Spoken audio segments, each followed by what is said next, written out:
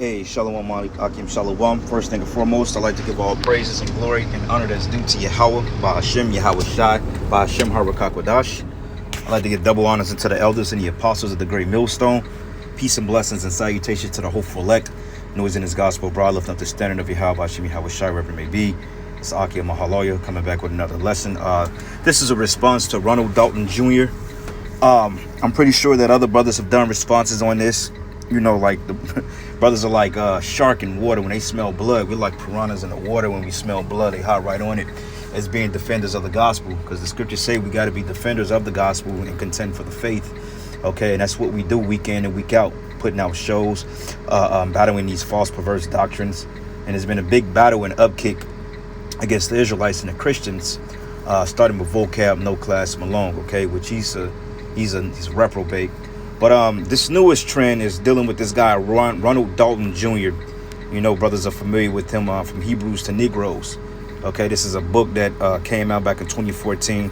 I believe it's like a couple of follow-up series that he's written, Hebrews to Negroes, that he goes into particular history and artifacts about who the true Judeans or the true Judites are according to the Bible. But he goes off on a lot of points, such as who's the so-called white man, making them Japhetic peoples. He goes off on a lot of things, man, about the Northern Kingdom not being Israelites, and that all Israelites are all black, and that UFOs in the Bible, there's no such thing as so-called UFOs, or what they call unidentified area phenomenon, which is UAFs, unidentified area phenomenon, which is the new term that Esau has deemed these particular projectiles or vehicles that navigate the heavens, post them being declassified 2 years ago. And they're being declassified because, for the simple fact, Esau has been exposed, and people are catching them with the smartphones. Okay, we've seen chariots, we've seen sky full of chariots. You know, we see them all the time. We've seen them at the camp, we've seen them with brothers, we've seen them last time we went out of town. You know, they're there. You know, me personally, I've seen one fly right over my head. You know, I was actually doing a lesson on the chariots, and all of a sudden it looked like it came from behind the trees and it flew over my head and left, man. I was like, oh, wow. Call Allah, how about Shimi, how was shy. But the newest thing is coming against the whole UFO thing, because for one thing, no, the Most High doesn't need vehicles that have to travel or navigate the heavens. He doesn't need those. But you got to understand that the Most High, he does things in style. Okay, and we in a third dimensional plane, or a third dimensional world, which the Most High used different physicalities and so forth in order to prove his existence, man, in this particular realm of dominionship.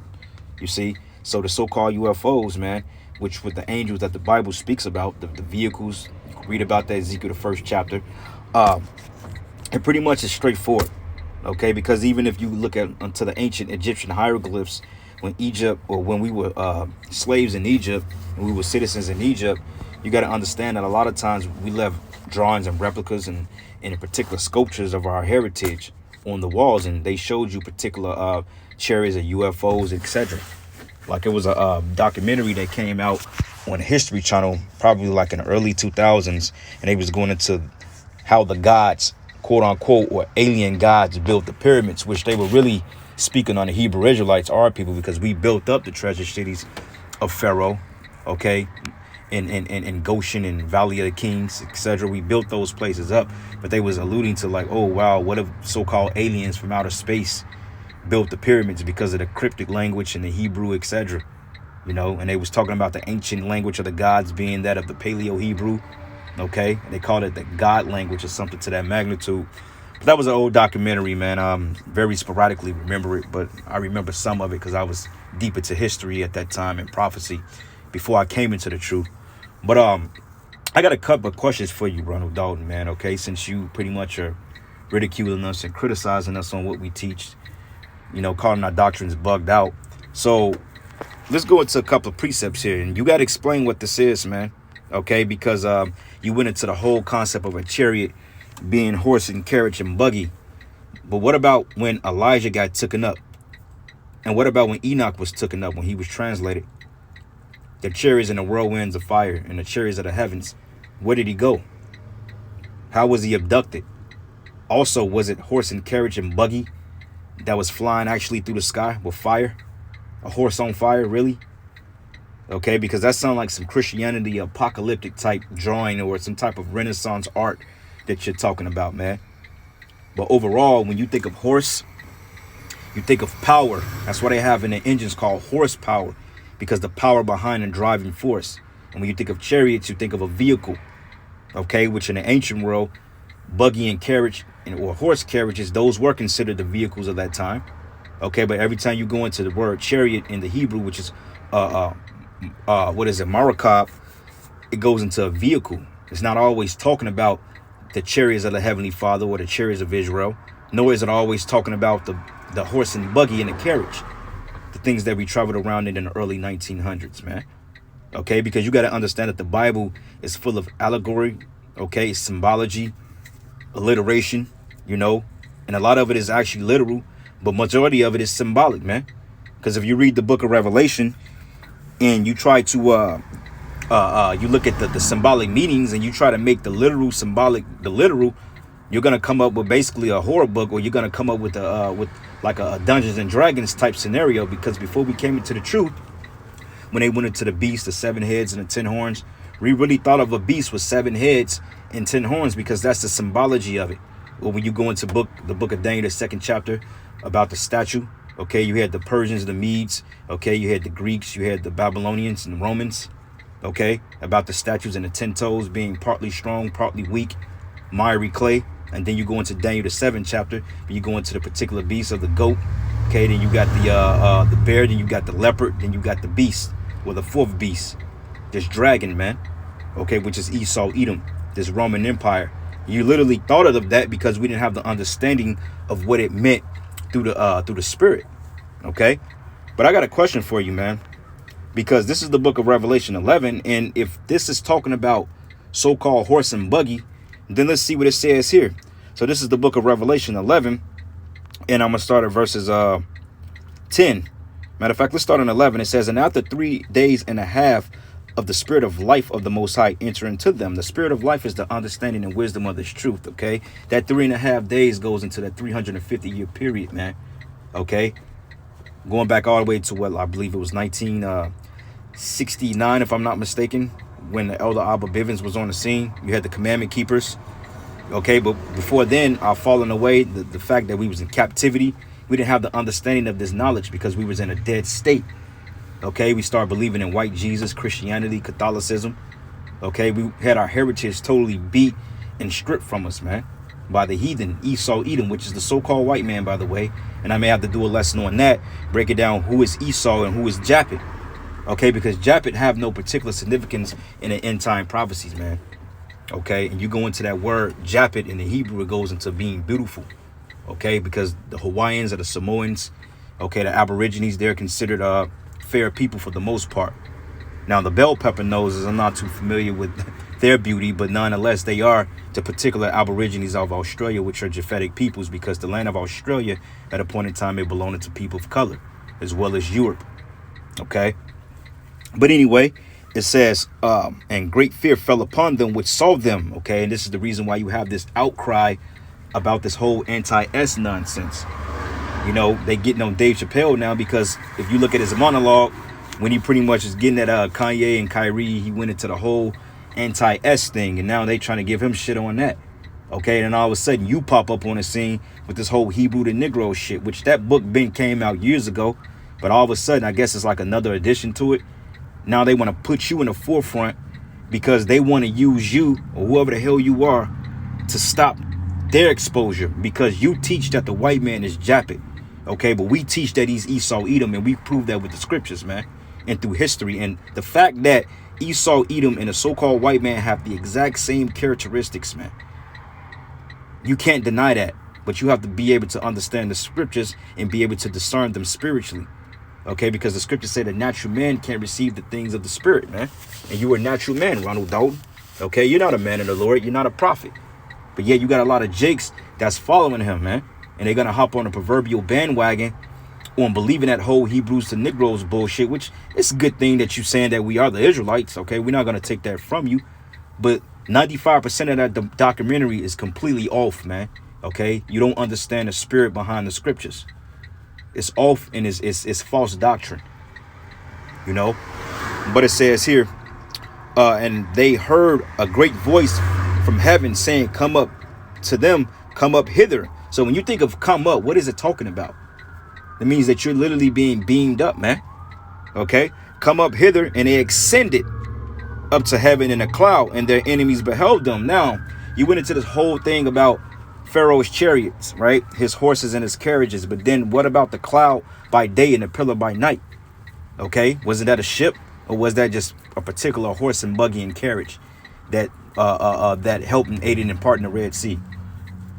Okay, because you have a misunderstanding when it comes to that. Okay, because Pharaoh was actually on horse and carriage, and you can look that up because they got evidence, and they found the bottom of at the bottom of the Red Sea, they found remnant of Pharaoh and his army's chariots, man, and it was encased in pure gold right in the Red Sea, man, and you can look it up. But that particular chariot was not talking about the chariots of Israel, okay, because we literally had a chariot hooving over us, which was called the cloud by day, and we're going to prove that. But it says, come up hither, and they ascended up to heaven in a cloud, and their enemies beheld them. Okay, so let's look up the word ascended.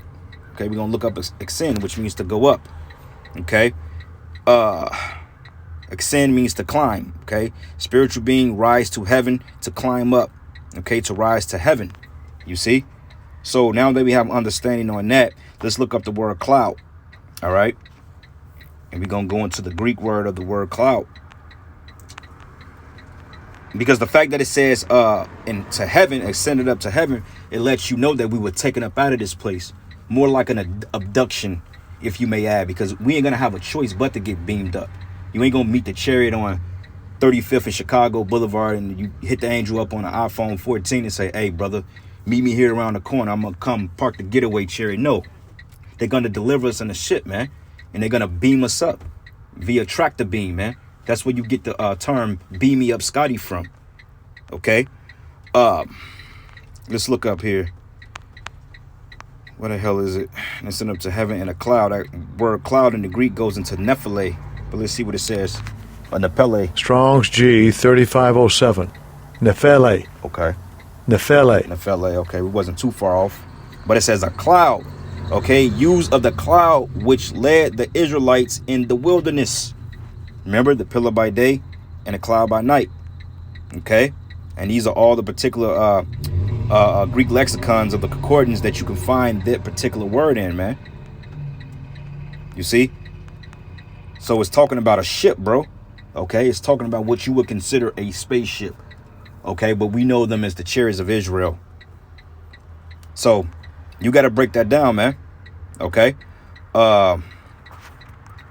cloud by day. Exodus 13 and 21. It says here, and Yahweh went before them day by day in a pillar of a cloud to lead them the way, and by night a pillar of fire, and give to them light to go by day and day. So how was we getting light? Through this chariot, man. Okay, and it says he took not away the pillar of the cloud by day, nor the pillar of fire by night from before the people. Okay, so when you go into the word cloud in the Hebrew, let's get it here. Okay, it's a different, it says a cloudy mass. Okay, cloud mass, a theoplanet cloud. But you go into the other word, it goes into marakar, which means a vehicle. Okay, but you can't, that's how you see the chariots in the scriptures with the UFO, you can't do that. Okay, but you have to understand on how to discern between the spirit when it's talking about the fathership and a regular buggy and chariot, man. And I don't think you understand that concept of that.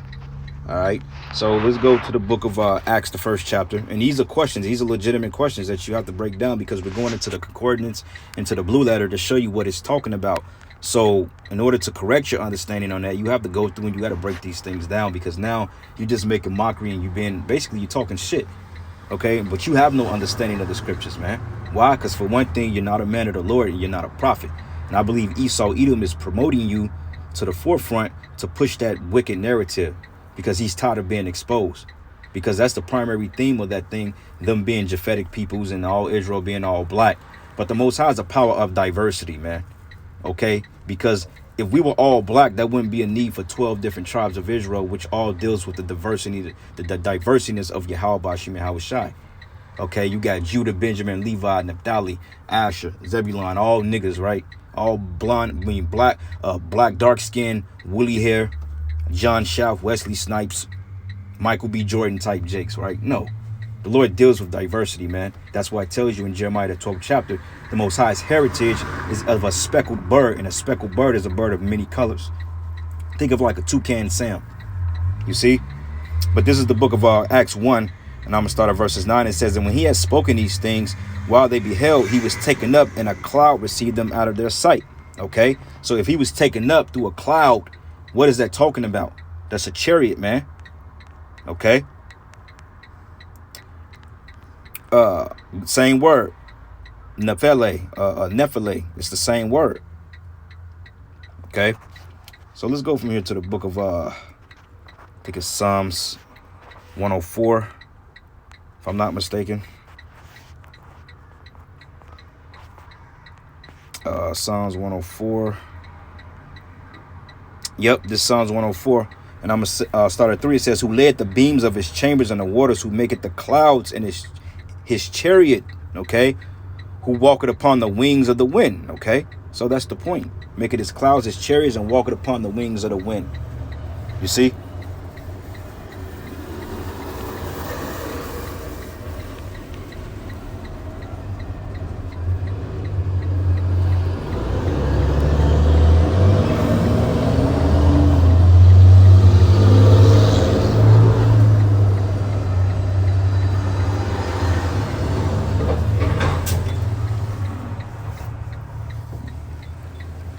All right, yeah, Salakia, brothers, man. I had a couple of co-workers drove by, my bad. Salakia.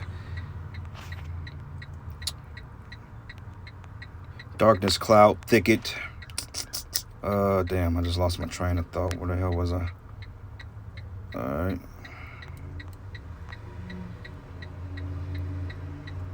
He got his chariots, which means rakab. Rakab, which means chariot, which you go into the word chariot, which means a vehicle. Okay, now this is a natural chariot. This is what we rode around in the ancient world. But it just means a vehicle, man. Okay? And that's just what it is. Two-wheeled, horse-drawn vehicle used in ancient warfare and racing, okay? But you have to understand the difference between this particular chariot, like your car. You can call your car a chariot. Brothers call it all the time. Man, my chariot just broke down. This is a vehicle. Okay, but you have chariots of the earth. You have chariots of the spirit world. And this is what we're getting into. Let's get this in, matter of fact, let's go to Revelation. We'll go back to Revelation 1, and I'm going to start at verses 7. It says, behold, he cometh with clouds, and every eye shall see him, and they also which pierced him, and all kindreds of the earth shall well because of him, even so, amen. Go into the word clouds, it should still be the same Greek word there. Okay, let's double check. Because as we're doing these lessons, we're learning and we're edifying ourselves too through the Spirit. All right, clouds, same word, man. Okay, because clouds, chariots, and horses, all right, is all synonymous with the chariots of the Most High, depending on what context you're getting the precepts in. Okay, prime example, right? Revelation 19, and I'm gonna start at 11. It says, and I saw heaven open, and behold, a white horse. Now that white horse is talking about the ships. Okay, but see, horse represents horsepower or the power or the chariots. But see, when you look up chariot, like we just looked up, it goes into a four-wheel buggy with horse and buggy, okay, or horse and chariots. Now it described it as a horse in this context, and Edges described it as a mountain, but it's talking about the same thing, a ship. It says, and he set upon him was called faithful and true, and in righteousness doth he judge and make war, and his eyes were as a flame of fire, and on his head were many crowns.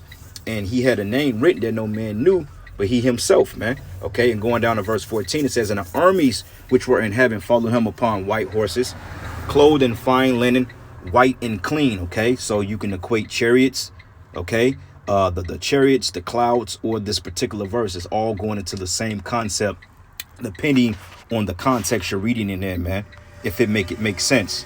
All right, last precept here. This is the book of Wisdom of Solomon 5, and I'm gonna start at verses 2.